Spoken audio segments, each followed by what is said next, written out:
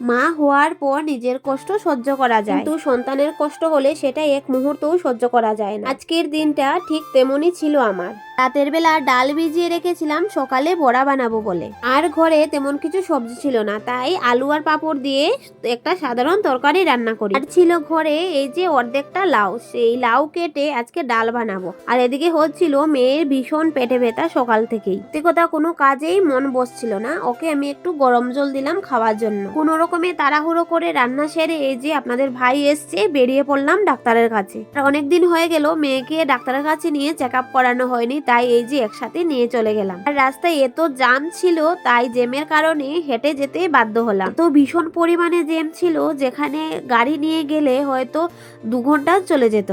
ডাক্তারের কাছে পৌঁছাতে মাত্র 10 মিনিটের রাস্তা। আজকে হচ্ছে শনিবার, আর এটা হচ্ছে বেঙ্গালুর সারজাপুর মেন রোডের জ্যাম। মানুষ যে হেঁটে যাবে ফুটপাথ, সেই রাস্তা দিয়েও গাড়ি চলছিল। আমরা যে হেঁটে রাস্তা ক্রস করে ওই পাশে যাব, সেটার মতো অবস্থা ছিল না। পর্যন্ত বাধ্য হয়ে আমরা এই যে মেয়েকে নিয়ে হেঁটে যাচ্ছি, আর ও গাড়ি দিয়ে কোনো রকম ওই ফুটপাথের উপর দিয়ে গিয়ে রাস্তা ক্রস করবে। ভাই যদি ট্রাফিক বিধি মেনে চলতো, এত কষ্ট হতো না কারুরই।